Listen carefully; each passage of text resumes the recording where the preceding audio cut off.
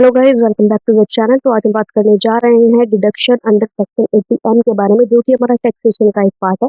Video को शुरू करने से पहले प्लीज चैनल को सब्सक्राइब करना मत भूलिएगा और साथ ही साथ कमेंट सेक्शन में अपनी फीडबैक देना मत भूलिएगा। चलिए, तो देखो, सबसे पहले हम थोड़ा सा फंडामेंटल देख लेते हैं कि एक्चुअली में ये जो 80M है ये कहता क्या है।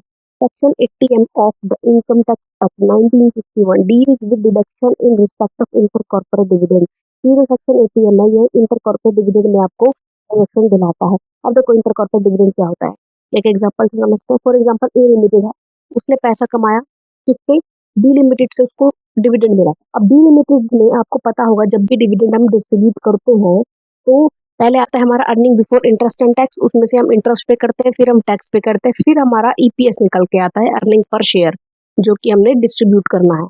ओके, तो बी लिमिटेड ने जो डिविडेंड बांटा है, जो ए लिमिटेड को दिया है, उस पर ऑलरेडी वो टैक्स पे कर चुका है, तो ए लिमिटेड क्यों दोबारा से उस पर टैक्स पे करे। ठीक है, तो इसीलिए ताकि दो बार डबल कोइंसिडेंस ना हो जाए टैक्सेशन का, इसलिए गवर्नमेंट क्या कहती है, अगर आपने एक बार उस इनकम पे टैक्स पे कर दिया है तो दोबारा क्यों टैक्स पे करना है।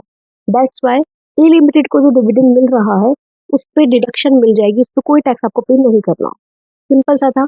अब इसमें एक और पॉइंट था कि डिविडेंड डिस्ट्रीब्यूशन टैक्स डीडीटी के एबॉलिशन के बाद इस 80M को दोबारा से इम्प्लीमेंट किया गया है फाइनेंस एक्ट 2020 के अंडर, और ये कब से इफेक्टिव रूप से चल रहा है, ये असेसमेंट ईयर 2021 से 2022 से इफेक्टिव वे से यूज किया जा रहा है। अब हम वन ऑन वन इसकी कंडीशन एंड एप्लीकेबिलिटी चेक कर लेते हैं। तो देखो, ये किस चीज के लिए एप्लीकेबल है। ये जो 80M है ये सिर्फ और सिर्फ डोमेस्टिक कंपनी को डिडक्शन दिलाता है, उसके अलावा और किसी को नहीं। Domestic company, Indian company only, कोई किंतु परंतु नहीं है इसमें। अब आ जाते हैं कंडीशंस पे। तो पहले इसकी कंडीशन कहती है कि जो आपकी इनकम है ना वो डिविडेंड इनकम होनी चाहिए। एसएससी की जो ग्रोस डोमेस्टिक इनकम है उसमें चाहे कैसे भी हो डिविडेंड की इनकम होनी चाहिए। फिर वो डिविडेंड क्या डोमेस्टिक कंपनी से मिला है, दूसरी से, या वो किसी फॉरेन कंपनी से रिसीव हुआ है, या वो किसी बिजनेस ट्रस्ट से रिसीव हुआ है, बस डिविडेंड रिसीव हुआ होना चाहिए। दूसरी बात, वो डिविडेंड डिस्ट्रीब्यूट होना चाहिए। अगर डिविडेंड डिस्ट्रीब्यूट नहीं है तो आपको डिडक्शन नहीं मिलेगी, क्योंकि वो तो फिर आपकी इनकम हो जाएगी। सो क्या कहती है कंडीशन की, SSC distribute dividend among its shareholders within due date. अब मैंने यहाँ पे बोला कि एसएससी ड्यू डेट के अंदर अंदर अपनी डिविडेंड को डिस्ट्रीब्यूट करेगा। ड्यू डेट क्या होती है, ड्यू डेट का मतलब है 1 month prior to the date of furnishing the return of income. आपने जब अपनी रिटर्न ऑफ इनकम को फर्निश किया है उससे 1 महीने पहले की जो डेट होगी वो आपकी ड्यू डेट होगी। फॉर एग्जाम्पल, अगर आप जून में अपना रिटर्न ऑफ इनकम फर्निश कर रहे हैं तो मई, आपका जो मई का एंड होगा वो आपका यहाँ पर ड्यू डेट कहलाएगा।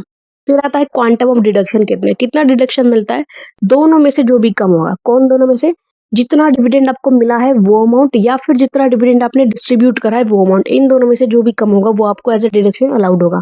फॉर एग्जाम्पल, 5 लाख रुपए आपको यहाँ पर डिडक्शन मिला है, सॉरी 5 लाख रुपए आपको यहाँ पे डिविडेंड मिला है, और 3 लाख आपने डिस्ट्रीब्यूट किया है, तो कौन सा अमाउंट एज ए डिडक्शन आप ले सकते हैं, 3 लाख रुपए। क्यों, क्योंकि वो कम है।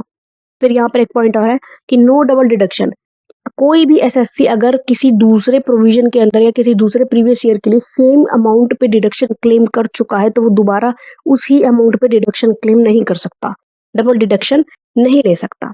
अब यहाँ पर एक एग्जांपल ले लेते हैं कि देखो, यहाँ पर मैंने लिखा है कि आपको कंपनी ए को डिविडेंड रिसीव हुआ, कंपनी ए से 10 लाख रुपए का डिविडेंड रिसीव हुआ, बिजनेस ट्रस्ट से 5 लाख रुपए का। टोटल डिविडेंड कितना मिल गया, 10 + 5 15 लाख मिल गया। लेकिन यहाँ पर पे डिविडेंड डिस्ट्रीब्यूट सिर्फ और सिर्फ 12 लाख रुपए का किया है। तो जैसा कि हमने कंडीशन में पढ़ा था, 15 और 12 में से किस पे डिडक्शन मिलेगा, 12 लाख पे डिडक्शन मिलेगा, because it is the minimum amount. तो deduction at section 80M will be 12 lakh only because it is lower of 15 and 12। यहाँ पर एक और इम्पोर्टेंट चीज हम देख लेते हैं कि कौन कौन सी चीजें 80M के अंडर कवर नहीं होती है, जो कि लोग मिस्टेक कर जाते हैं, बच्चे मिस्टेक कर जाते हैं। सबसे पहले, अगर आपको म्यूचुअल फंड से कोई डिविडेंड मिला है तो म्यूचुअल फंड में तो आपने कमाने के लिए इन्वेस्ट किया था ना, तो इसलिए वहां पे आपको डिडक्शन नहीं मिलेगा।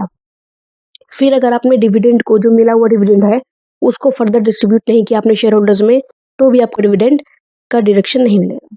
फिर कंपनी जिसने कि अपना डिविडेंड डिक्लेयर ही नहीं किया है उसको डिडक्शन नहीं मिलेगा। फॉर एग्जांपल, मैं ए कंपनी ए लिमिटेड हूँ, मैंने बोल दिया बी लिमिटेड से मुझे डिविडेंड मिला, लेकिन बी लिमिटेड ने तो डिविडेंड डिक्लेयर ही नहीं किया, तो आपको बी से मिल कैसे गया फिर डिविडेंड। तो यहाँ पर जो है लूप होल आ जाता है, तो इसलिए डिडक्शन ही नहीं मिलेगा। फिर वो कह रहा है कि नॉन कॉर्पोरेट एसएससी, अगर आप एक इंडिविजुअल है, आप एक एलएलपी है, आप कोई फर्म है, तो आपको डिडक्शन नहीं मिलेगा। मैंने बोला था ना, डिडक्शन सिर्फ और सिर्फ एक डोमेस्टिक कंपनी को मिलेगा। So thank you so much guys, please don't forget to subscribe the our channel as your. Hello guys, welcome back to the channel. तो आज हम बात